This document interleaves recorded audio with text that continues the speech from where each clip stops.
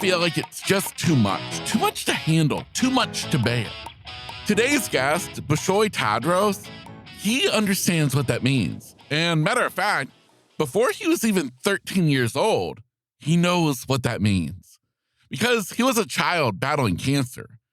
He would end up moving from his home across the world to America. And of course, by the time he turned 13, he would end up going in for brain surgery. But the powerful thing is that instead of allowing all of these obstacles to define him, he instead chose to allow them to transform him. And today, because of the journey that Bishoy has been on, because the man he has become, he is here today to hopefully inspire you in your own journey. So, from an Egyptian immigrant battling cancer to a man who has found a way to turn every setback into a powerful comeback, Bishoy's journey is one of hope, love, determination, and inspiration. So, if you're ready for an inspiring story to pull at your heartstrings, to get you motivated, maybe even a little empowered to tackle your own challenges, well then, my friend, you have found the right podcast to listen to. This is episode 318. This is my interview with Bishoy Tadros. Yo, are you ready to flip the script on life? Because those bad days, they're just doors to better days. And that's exactly what we do here at Grit, Grace, and Inspiration. Your host, Kevin Lowe, he's been flipping the script on his own life, turning over 20 years of being completely blind into straight up inspiration, motivation, and encouragement just for you. So, kick back, relax, and let me introduce you to your host, Kevin Lowe. Did you know the mission of my podcast is to inspire the world, and yes, that means you, to never give up on life, even when it may feel like life is giving up on you. How do I accomplish this mission? Well, I do it by bringing on guests who I believe can inspire you, empower you, motivate you, encourage you to keep going just one more day. This life is hard, and I feel like we can all use a little help along the way. With that said, I hope you enjoy today's inspiration, brought to us by Bishoy Tadros. So I was born in Egypt back in August of 1987. When I was 3 years old, I was diagnosed with acute lymphoblastic leukemia. And the story, quite frankly, was this was around 1990. And from a medical advancement perspective, Egypt wasn't necessarily equipped to handle a case like mine, where ultimately it became a life or death situation. And so while I, do have some really, really vivid memories of my time there, mainly being around grandparents, my grandfather in particular, I have a little bit of memory with, I do know that it was a highly chaotic time for my parents. And the reason being was that it was all they knew. They grew up there. They had spent their entire lives there. All of their family and friends were there. They didn't really know much about life outside. My father had traveled a good amount, but still, when you think about settling down somewhere completely foreign, regardless if, there's the idea of opportunity there, it's still a very, very difficult decision to make, to leave everything that you know. And so that was the foundational reason why my parents had to ultimately make the decision to up and leave. Some additional background is the fact that my family is unique in the sense that my dad is a Coptic Orthodox priest. And when you think about, that period of time in Egypt, Egypt was a heavily Muslim nation. And so about, let's call it 5 to 10% of the population was Christian, and the Coptic Orthodox Church composed a heavy majority of that. And across the entire Middle East, the Coptic Orthodox Church is the biggest Christian church. And that's important context because a lot has happened, obviously, over the last 35 years in terms of how the country has evolved. But historically speaking, when you think about the priest's role in the community, especially in Egypt, it's a very figurehead type of position, meaning that he had served a community of thousands, if not thousands of families, and essentially kind of had an open door policy for people, in a country like that to call him, whenever they needed on a 24/7 policy of sorts. So it's important to call that out because that was a unique part of my overall childhood and how he had to take that part of his life and then figure out how to do that here in the States, where obviously it's a much different demographic and much different breakdown. And the role of the religious institutions don't really play as big of a role as they do in some nations outside of the US. And so that was a big part of my move as well. Yeah. Wow. Now, after you guys moved, did you ever get to see family, whether on traveling there or them coming to America, even just on vacation? Yeah. So most of my treatment was between the ages of 3 and 13. And Hmm. so my mother, when she moved in 1990, she was 26 years old with a 3-year-old child with cancer. And she was 8 months pregnant with my sister. So just Wow. imagine being 26-year-old with a child with cancer and 8 months pregnant and having to leave your family, your friends, and everything that you know. Right. And so in the years that followed, some of the relatives did try to come and visit us in the States, although there was just a lot of distraction. My parents were trying to get settled, trying to figure out where they were going to live. They were trying to figure out how healthcare even worked in the US. And the translation of Egyptian pounds to US dollars, they were really, figuring it out from the ground up. And so family did come to visit every now and then, and that definitely provided them some sort of comfort. And my parents went back almost annually, but because I was in the midst of treatment, I didn't go back that frequently. I did, eventually go back. I recall one time in high school, and then, or maybe when I was, in my upper elementary school years, and then, I went again maybe a couple years after that. But my parents definitely have close ties, and they still go back. Yeah. Wow. You mentioned how old your mom was. I started to say, I guess it just speaks so much to the power of love, the power of being a parent, and just even just who your mom and dad were. The fact that they're willing to give up basically everything. The family that they had, the position that your father had, to move to this foreign country, all in pursuit of better medical care. I mean, you can't help but just admire them for the courage that they had. Absolutely. I mean, when I talk about my story, it's impossible to talk about the story without talking about the sacrifice that they made and, fully understanding that that sacrifice was rooted in love and unconditional love, and how when it comes down to it, especially when you think about relationships like a parent-child dynamic, you really can't put into question the heights or the limits of that love. Now as a parent, it's become abundantly clear to me that Hmm. when it comes to the overall well being of my child, there are no limits to how far I should go as a parent. Yeah, absolutely. Now, where in America did you guys move to? So when we moved to the city of Hope in California, and that's where I did about a year of treatment. And I have vivid memories of that as well because now I'm 4 years old and my memory is starting to take form.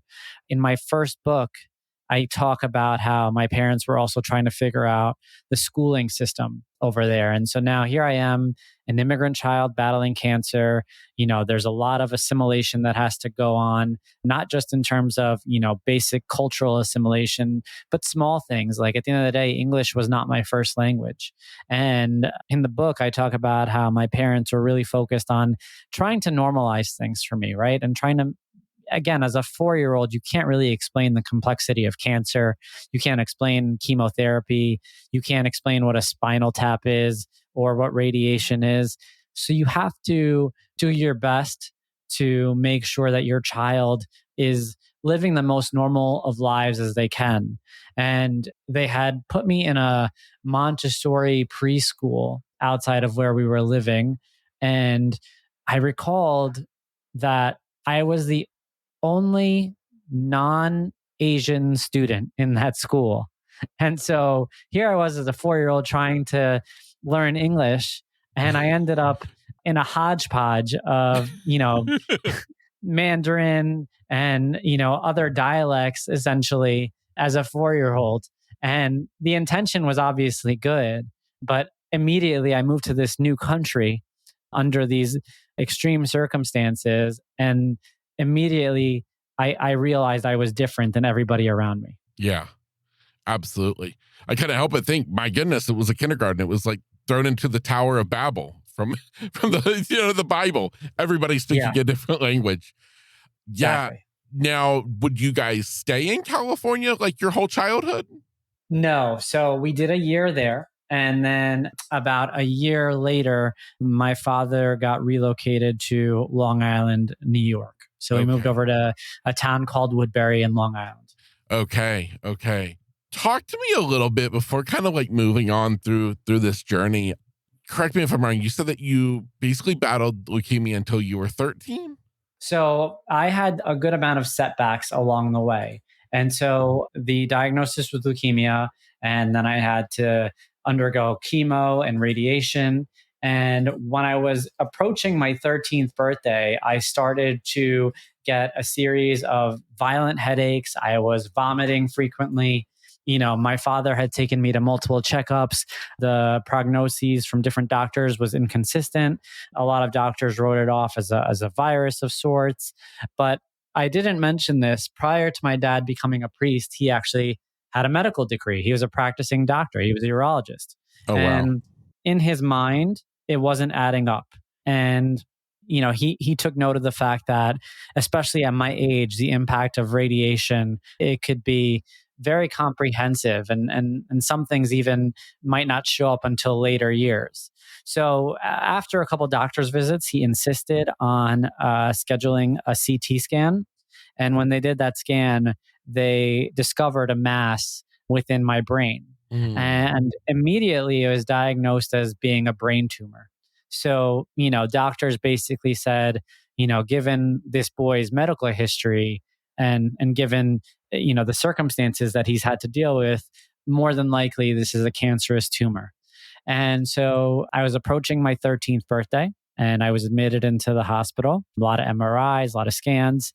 And on my 13th birthday, August 8th, 2000, I had a brain surgery, and they took out the mass. It was a golf ball sized mass, and it was called a venous hemangioma. And ultimately, what that is it was a benign blood clot. So thankfully, it was benign. And it was after that surgery that I finally got a clean bill of health. And, in my book, I talk about my experience in the recovery room, because you have to, take a step back here when you think about my childhood. Yes, I had cancer. Yes, I had physical setbacks. Yes, medically, things were not right. But what I like to point out is the fact that it was a lot more than that, because as a child, you don't know what cancer is, right? I didn't know I had cancer. No one is talking to me about cancer as a child. I did notice some abnormalities. For instance, when I was 4 years old, they had to inject a feeding tube, that was coming down my stomach. No one else had that. I didn't understand why I couldn't go swimming in a pool because of that feeding tube when all the other kids could. I didn't understand why, when I wanted to play sports, even though I was the first one at practice or the last one out, I was always the slowest kid on the court. And that was because of the chemotherapy.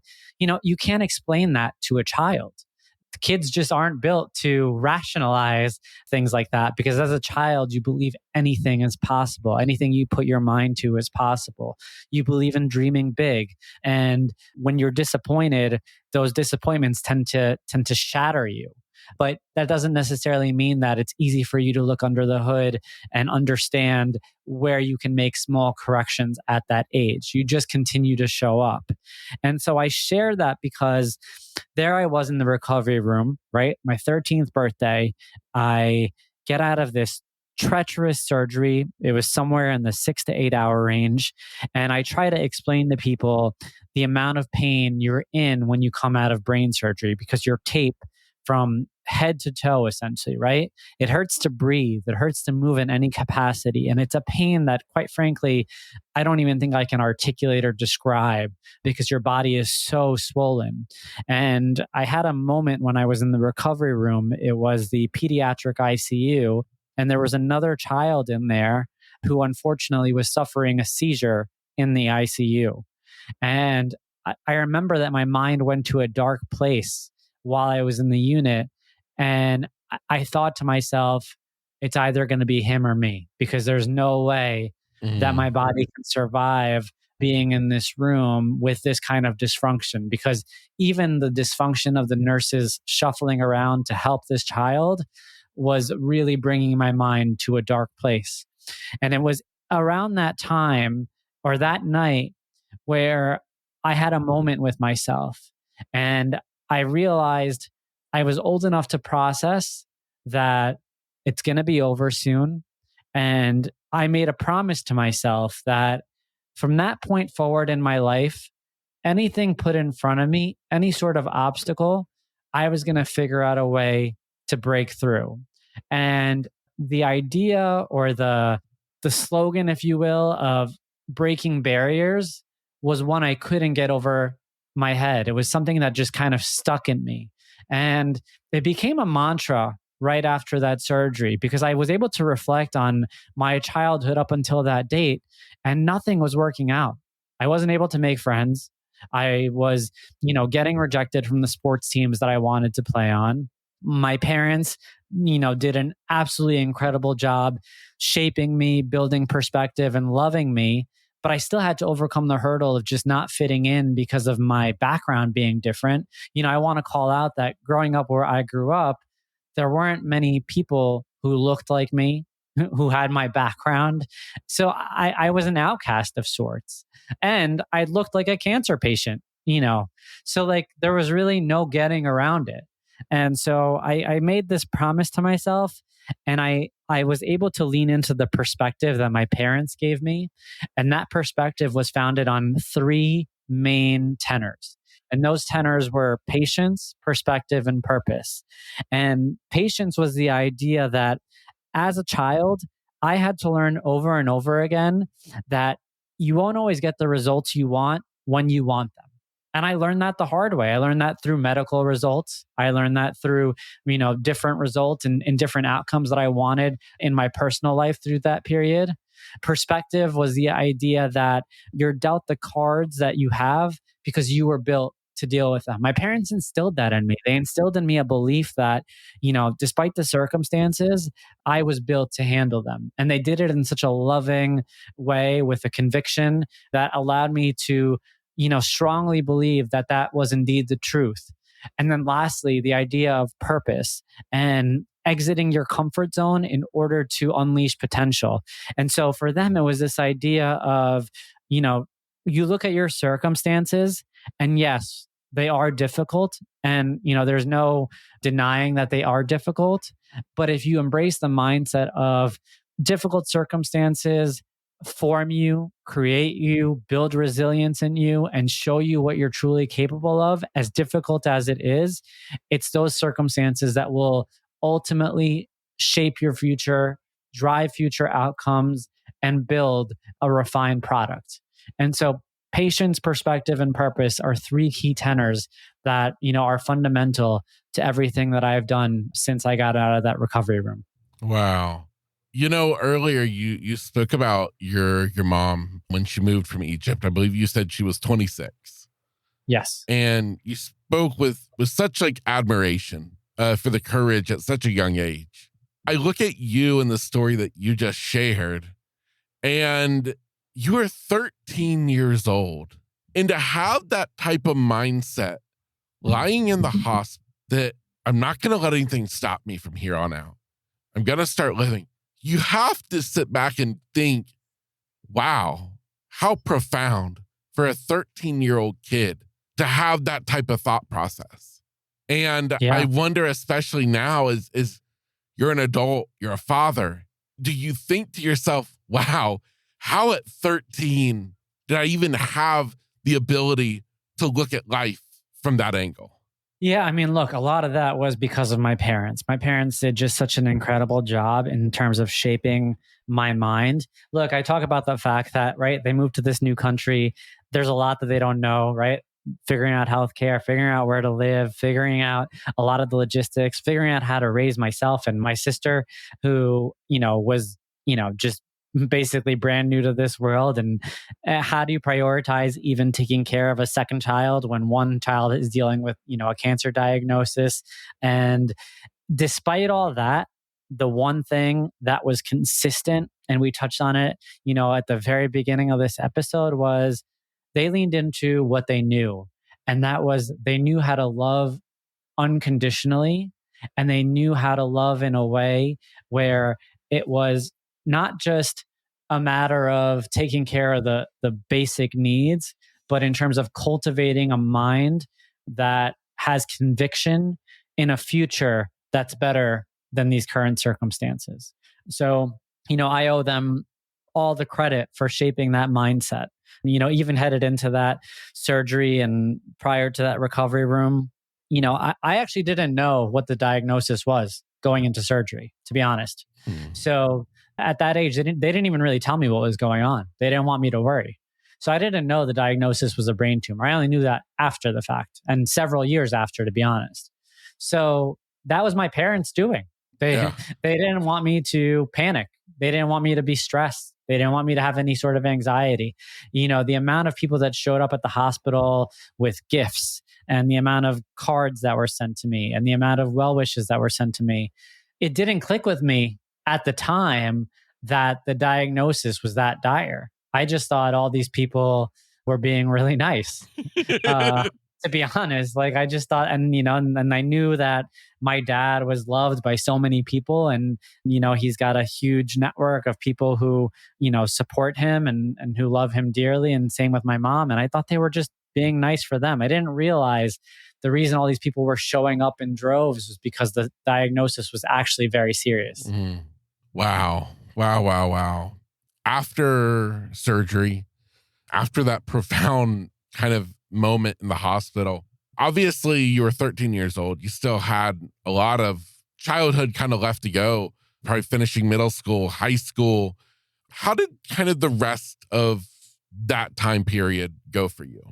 When I go back to that promise that I made myself, I realized that there were some things that I had to learn from what I had gone through as a child. And the first thing was around the fact that in order to succeed, you have to embrace failure. I realized I wasn't going to get out of that hospital bed and all of a sudden I was going to be revived with energy and my life was going to work out. I knew that there was going to be a good amount of friction along the way. And I realized that that friction was going to come about in all forms of my life. And so, for instance, now here I am. I talk about the fact that I really struggled with friends leading up to that point in life. I really felt misunderstood by a lot of my peers. I felt outcasted. But I also knew that in order to find the right group of friends in high school, I was going to have to deal with a good amount of rejection. And so I cast a wide net when I went to high school, expecting the fact that I was going to have to eventually whittle down to the people who I felt I should most closely surround myself with. So, that meant a lot of rejection in the earlier years of my high school years. Similarly, I always wanted to be an athlete. Athletics was always important to me. And I talked about how, you know, I was always the last kid on the suicide lines when I was trying out for basketball teams, despite the fact that I wanted it so bad. I can't tell you how bad that I wanted it because I was the kid who was, in my driveway shooting free throws late into the night. And I wouldn't leave until I hit a set number, right? Like 50 free throws in a row. And I wouldn't go inside until then.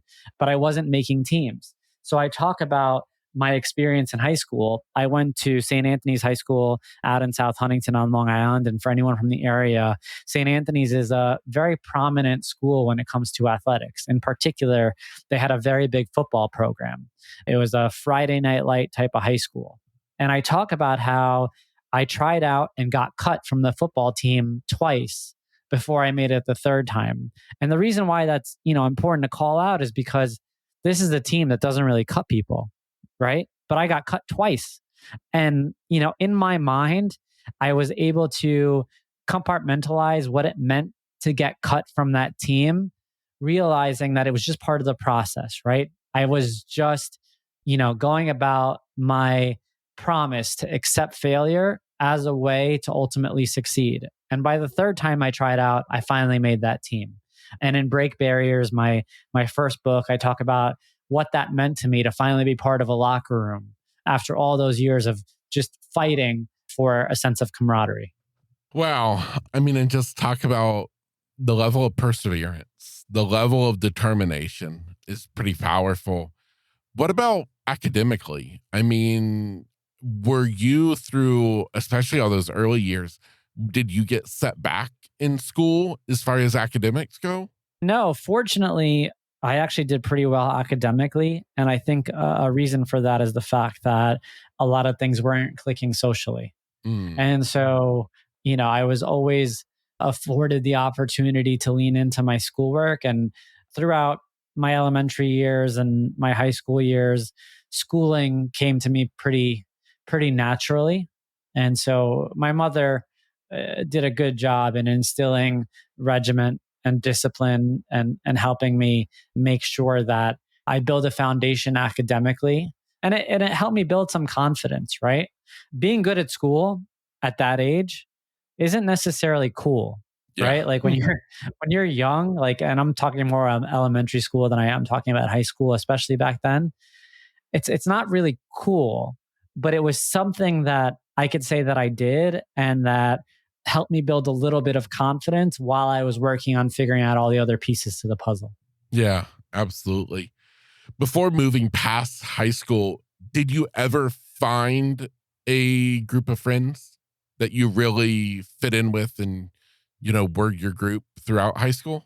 Yeah, I mean, toward the tail end of high school, I talk about what I had to go through to find a group of friends during that period and how I wanted to fit in so bad that when I was 15, I threw a wild party at my house, not knowing that it was going to get out of hand. And the crazy part about that story was that I thought I could get away with it while my parents were actually home. Like my parents were home and and they had encouraged me to invite people over because of course my parents wanted to see me making friends, and I'm sure they thought about maybe 5 6 people would be coming over, and before we knew it, there was like 100 kids in my basement. And this one kid walks in with like a hockey bag just full of alcohol, and we're like 15, right? Yes, yes. And, unfortunately, one of the kids got really sick that night. And that was the unfortunate part. Fortunately, after he had to go to the hospital, he came out okay. He got his stomach pumped. So it was a scary situation for my parents and for me at the time because I didn't realize, what kind of position I put them in, all because I wanted to give myself the best chance at fitting in and figuring out how to make friends. And, at that point, kids were starting to go to parties and starting to drink. And I thought, oh, okay, like this is how I'm going to make a name for myself. And I joke around in my book about how some of the guys went from calling me Bishoy to Broshoy. Yeah. And that was the birth of Broshoy. And so similarly to, trying out for the football team twice and finally making it the third time, I was, throwing everything at the wall and seeing what hit socially. And so I would say it wasn't until my junior or senior year in high school where I finally found a group of friends that at that point I had felt comfortable surrounding myself with. Yeah, yeah, understandable. So, high school years end, we're kind of exiting childhood per se. Did you go away to college? I did. And so, like I said, schooling for me came pretty naturally. I had applied to 15 colleges. I got into the majority of them. I had decided ultimately to go to SUNY Geneseo, which is a school in upstate New York, about 6 hours outside of New York City, not far from Rochester and Buffalo. And the interesting thing about it was, a lot of people don't know this, but New York is obviously a huge state. And there's a huge difference between the New York City metro area and pretty much any other part of New York. And to go to school about 6 hours away from where my parents was actually a little bit of a culture shock. Life was moving at a much slower pace up there than what I was used to growing up in the New York City metro area. And so I had went to school up there because I had grown up. Well, actually, let me take a step back. I went to school up there and I went to school as a pre-med major. I got into a medical program, but I actually had no desire to go into medicine. It was just a program that I got into. And because I didn't have the firmest grasp on what I was going to do, and, my parents saw the stability in medicine, they encouraged me to go down that route. But in my heart of hearts, I knew I didn't want to be a doctor. I didn't have an interest in the sciences or biology or any of that. And so I did a year of that and my grades were horrible. And then I took matters into my own hands and I decided to switch my major.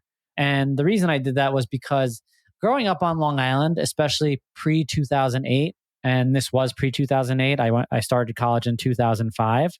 I saw the appeal of working on Wall Street. A lot of my friends' parents had Wall Street type careers. And I had a meeting that I'll never forget toward the end of my senior year in college with my college career counselor. And I told her, I said, I want to work on Wall Street.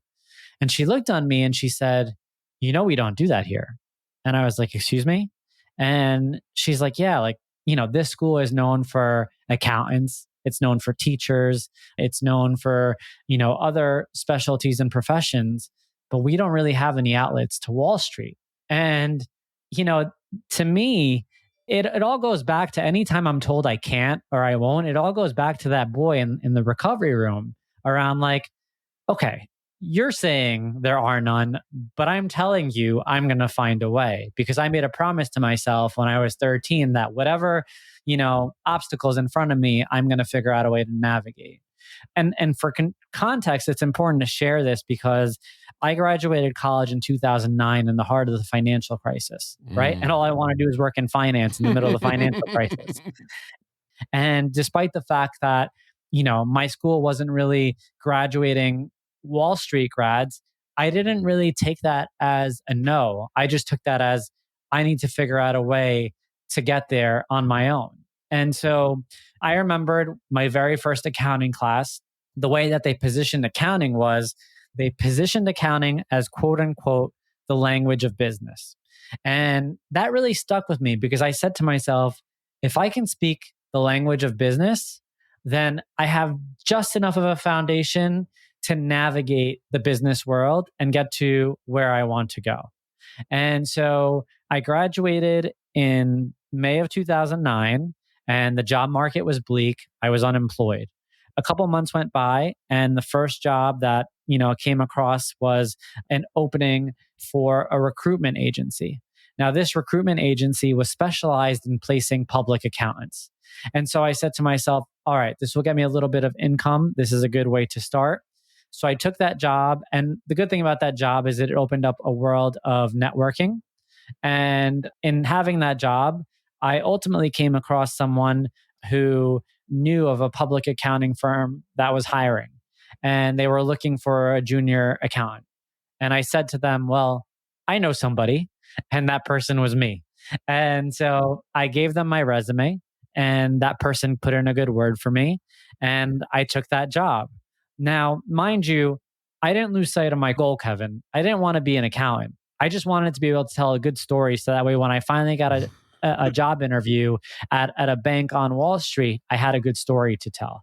So the day I got that job offer for that accounting firm, I also signed up and started my MBA. So now I was starting my MBA and I was starting to work at this accounting firm. And for anyone that knows anything about accounting, the hours are grueling. The expectations are nonstop. You're working, a crazy amount of time and you're really heads down in your work. But I was young. I was like 24, 25. So I had all the time in the world. So I would finish a full day at work, go to my MBA classes. I was taking 5 classes at a time. I wasn't really sleeping much. I probably could have eaten and, taken care of my body a little bit better. But I was a man on a mission. And what happened was about a year after I got that job, and I joke around about this story in the book, I was out with a couple of friends to celebrate an acquaintance's birthday. And I had one too many drinks that night. And a friend of a friend was starting to ask me about my job. And I just kind of went all out and I was like, listen, man, this sucks.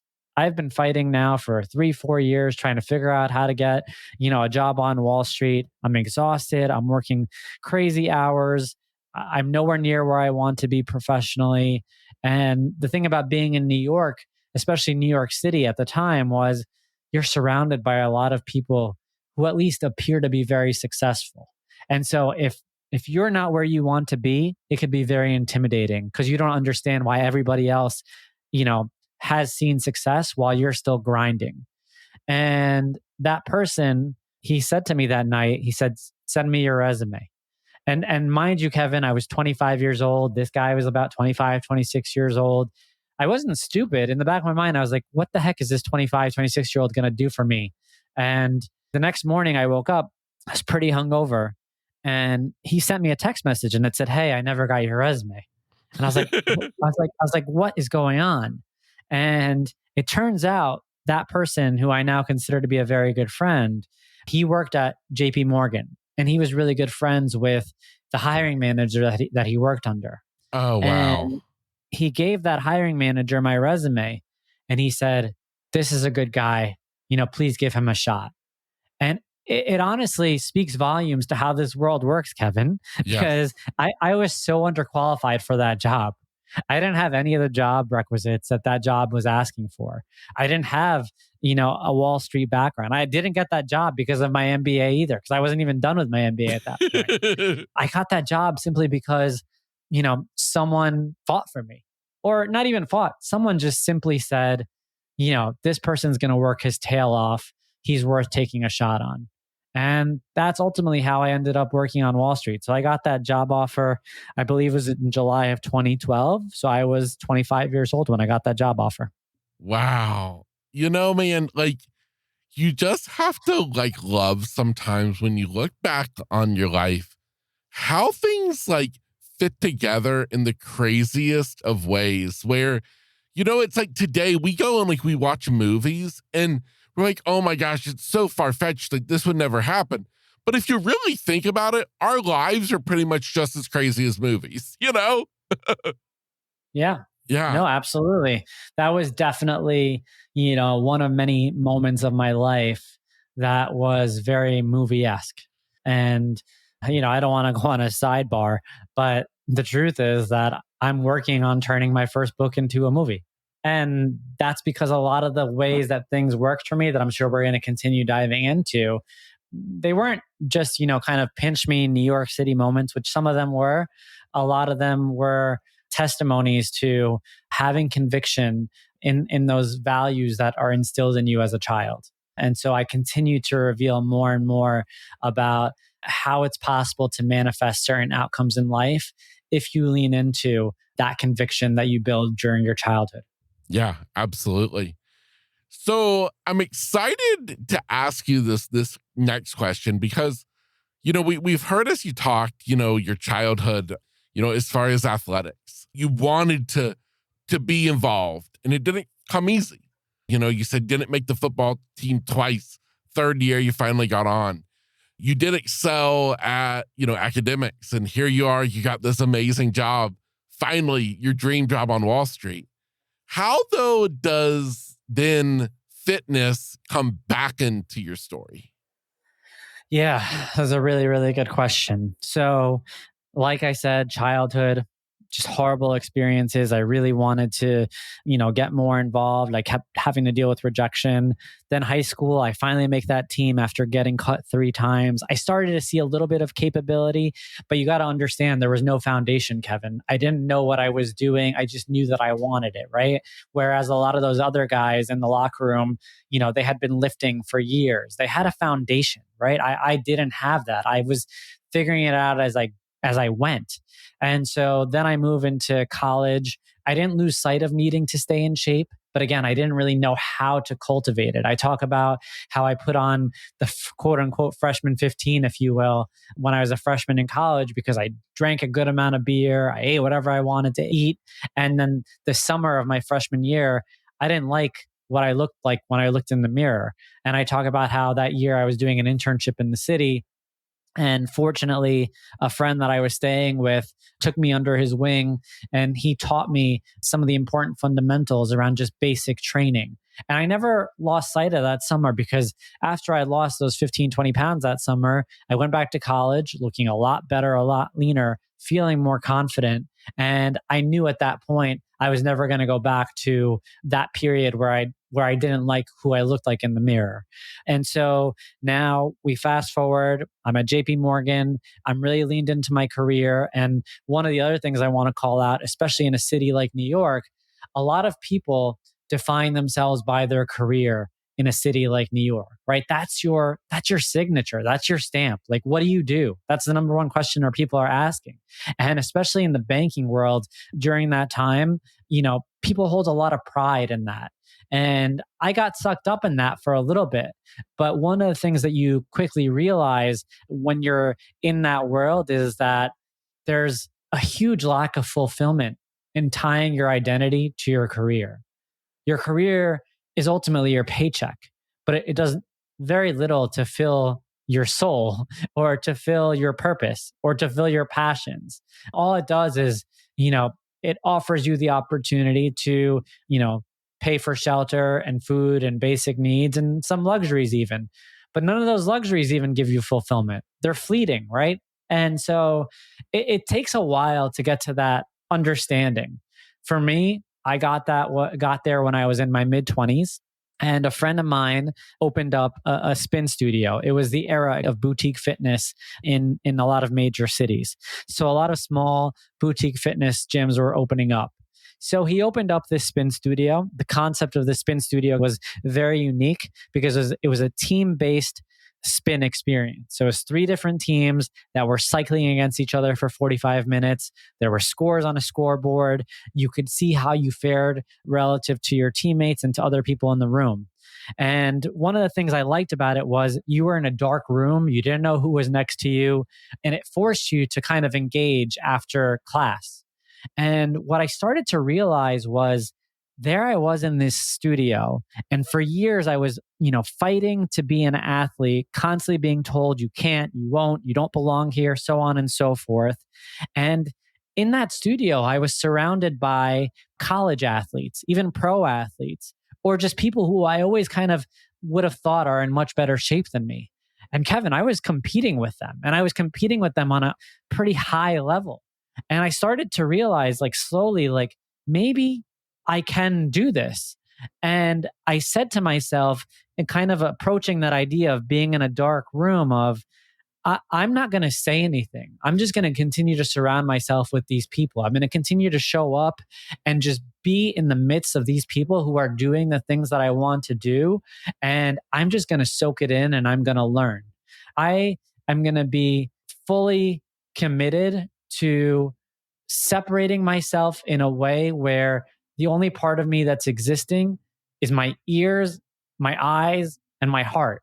But my mouth is going to take a back seat here because this is not a time for me to speak. This is a time for me to just soak in and learn. And one of the things that I learned throughout that experience, Kevin, is when you surround yourself with people who have accomplished the things that you want to accomplish, or who are in certain respects a little bit ahead of you on certain trajectories, those people are not there to attack you. They generally are either there to uplift you or to teach you, because to them, they've already accomplished the things that you're trying to accomplish, and they probably get more fulfillment in helping you get there. And, a lot of times that's a misconception. You think these people don't want to bother you, but especially in positive, uplifting environments, which fitness generally promotes, just given all that your body is going through a fitness experience. If people could take a step back and realize that those communities are actually more likely to empower you than to break you down, it's a whole different game and a whole different mindset. So now all of a sudden I'm surrounding myself with these people. Those people took their fitness activities well beyond just the spin classes. Some of them were marathon runners, some of them were triathletes, some of them were involved in other sorts of sports and activities, and most of them were endurance based. And so they had slowly encouraged me to set for different goals. And so I talk about the fact that it was that group that encouraged me to sign up for my very first half marathon. And ultimately that group got me to sign up to the triathlon circuits. They started a little triathlon club. And so I joined that with them. And as the weeks and months went by, that group that was doing the triathlons with me, they ultimately said, "Hey, Bishoy, we want to sign up for a half Ironman." And they said, "We want you to do it with us." And I couldn't say no, Kevin, but I gotta be honest with you. I was scared shitless because I had never done anything like that. I had never done anything like that in my entire life. It was one thing to challenge my body to run 13 miles and in break barriers. I talk about that race explicitly. I talk about how from mile 10 to mile 13, it was pure will that had to get me to the finish line because I had never experienced that before. And now I was asking to do a 70-mile race, right? A 1.2-mile swim, a 56-mile bike ride, a 13-mile run. Kevin, that's not me. Like, that's not the boy who was battling cancer, who was constantly told that, he couldn't, or the guy who was always last on suicide lines, or the guy that got cut twice from the football team. I'm not a guy who could do a 70-mile race. Like, that's not my makeup. But internally somewhere, there was something telling me that I had to sign up. And I couldn't really articulate it. So here I am. I decide to pay. Like, I literally willingly paid to put my body through this experience that I couldn't in my wildest dreams imagine. And I paid the money. And for 6 months, I completely shut it down. I wasn't going out. I was training twice a day on certain days. I was eating well. My mother was very concerned about me because you can't forget, even though now we're like, I'm turning 30 and we've been in the States for over 25 years. She's still an immigrant mother. She's still concerned about, my well-being. She joked around because I was single at the time. She's like, maybe you should focus a little bit more on your dating life and a little bit less on all these athletic endeavors. But in my heart of hearts, I knew I had to do this race and I didn't know why. People kept asking me, "Bishoy, why are you doing this?" And I quite frankly didn't have an answer, Kevin. So fast forward, June of 2017, it's race day. It's in Maryland, kind of the middle of nowhere. It's 90 degrees outside that day. And like I said, there is no amount of preparation that could really get you ready for the unknown, right? Despite all the training, despite all the time, I was still walking into the unknown that morning and I didn't really know what would happen. I didn't know if I was going to make it out. I didn't know how my body was going to handle it. And I didn't know how I was going to potentially treat myself if I failed. So it starts off with the swim portion. It's a 1.2-mile swim, like I said. Half of it is with the current, half of it is against the current. I made it through the swim in about an hour and 8 minutes, which isn't a horrible time. It's definitely nothing to write home about, but it's not horrible. And then I move over to the biking portion. And this is where things got interesting. And so I had to rent the bike that I was going to use for the race that day.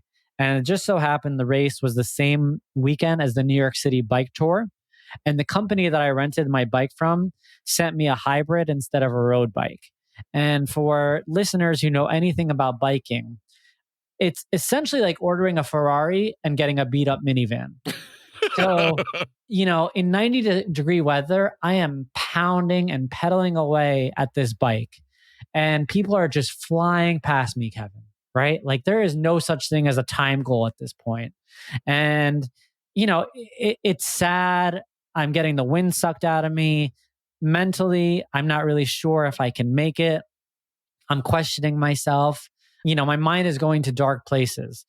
I joke around about how some guy's tire popped and I pulled over next to him and he thought I was going to help him, but I didn't even know how to change a tire, Kevin. I just needed to stop pedaling.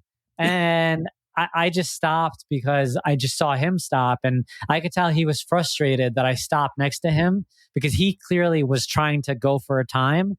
And there I was just kind of looking for an excuse to stop.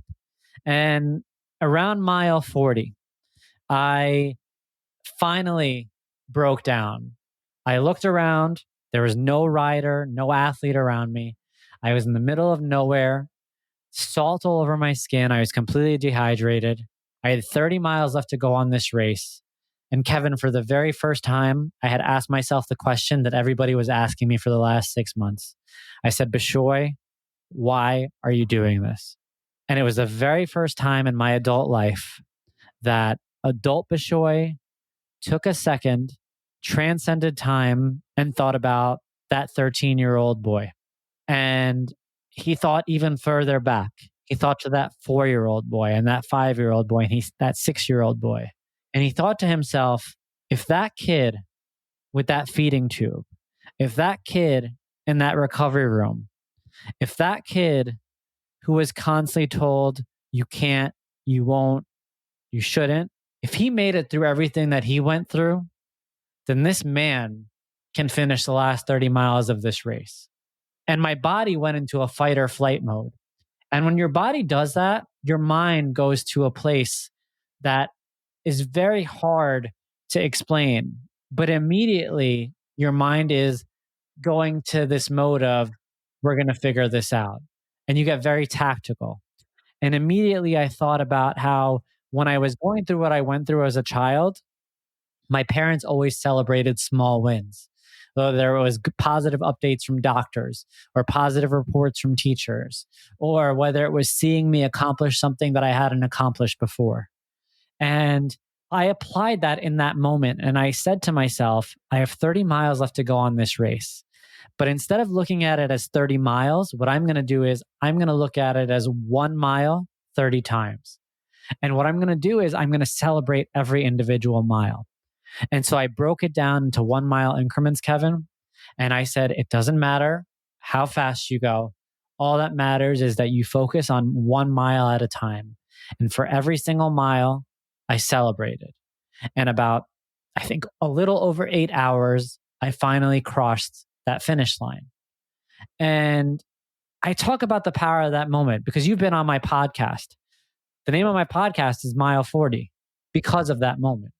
Because what that moment taught me was if you are willing to put yourself in uncomfortable situations and exit your comfort zone to the point where your mind is getting tactical about how to survive whatever it is that you've put in front of yourself, you're going to unleash a whole new level, Kevin.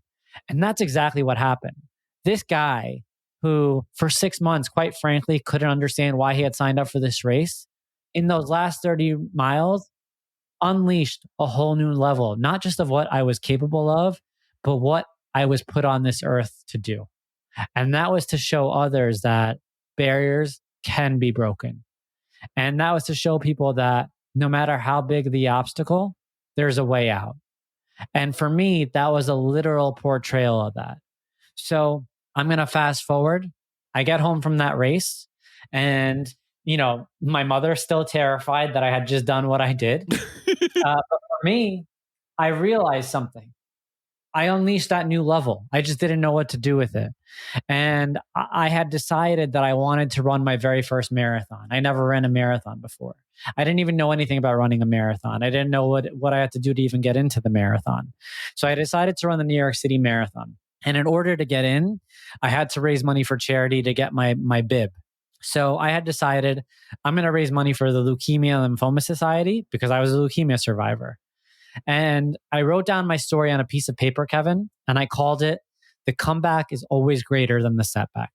And I didn't focus on the biographical aspects of my story. Instead, I focused on the lessons I had learned going through what I had went through.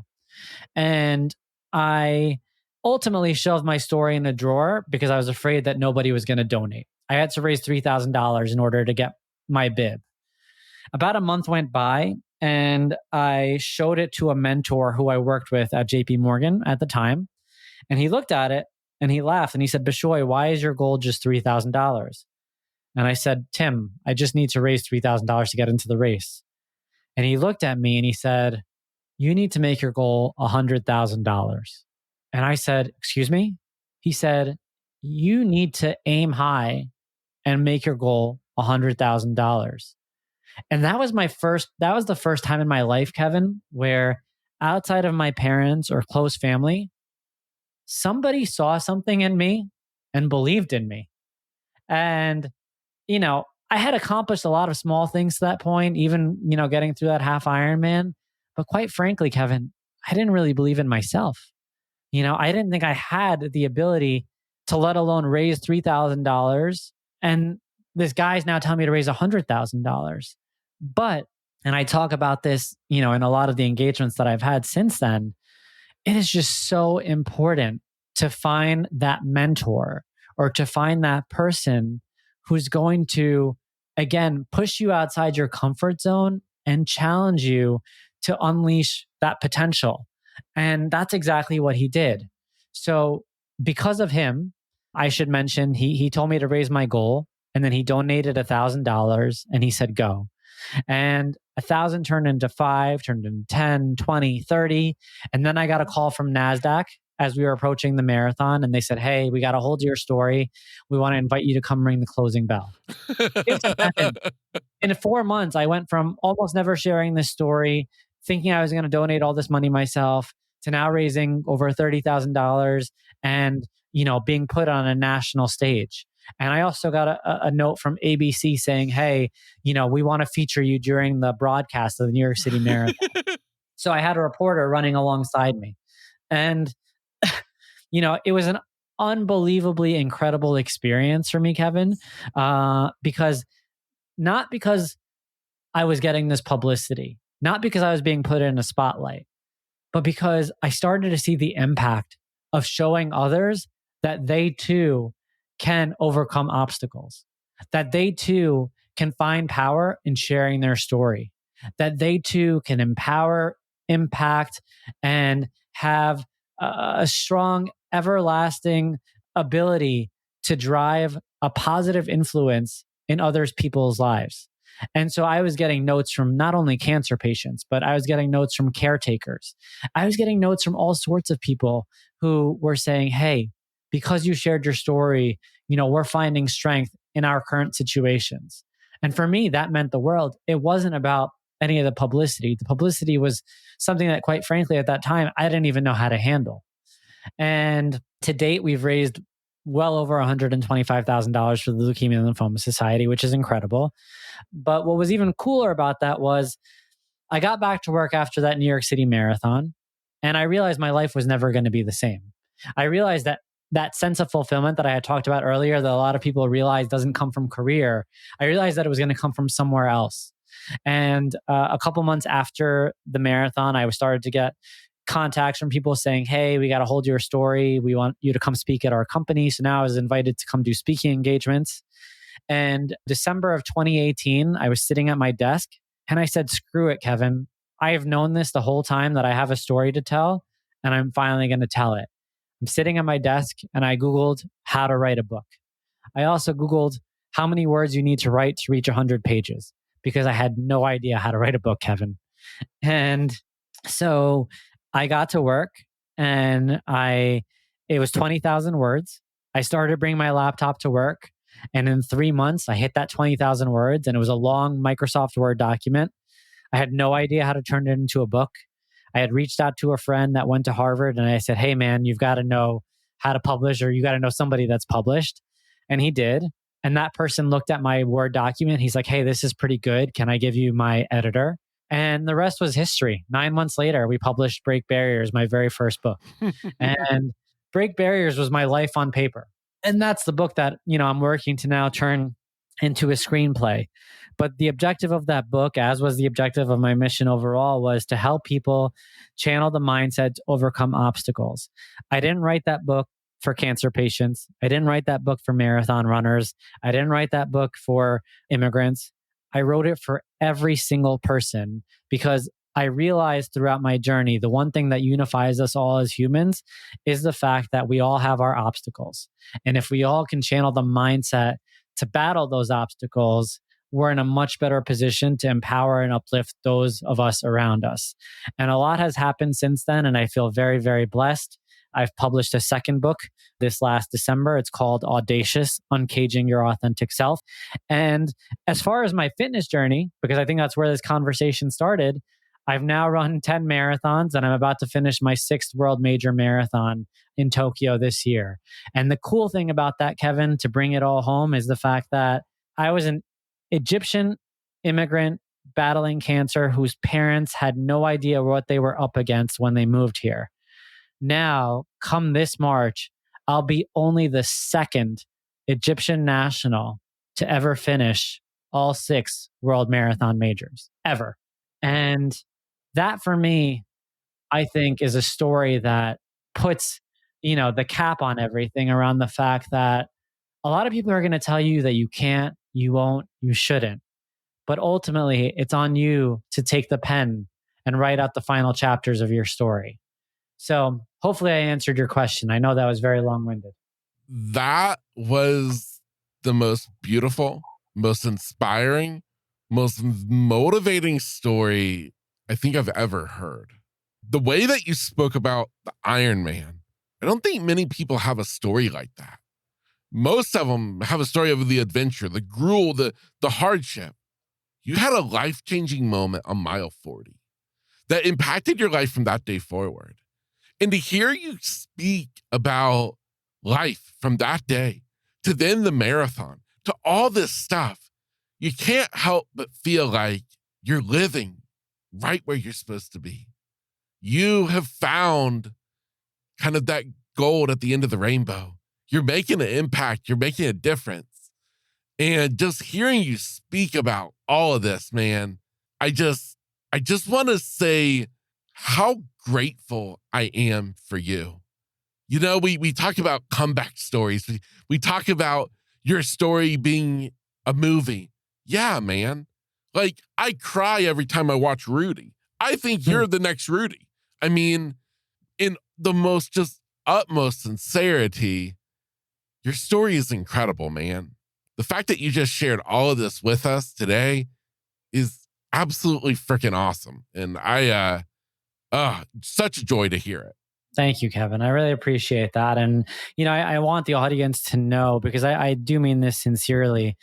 Like I said, I didn't know how to handle some of the things that were happening when I very first shared my story. And I wrote and published Break Barriers in 2019. And my daughter was born in May of 2022. And it was around that time that I had decided to start the Mile 40 podcast.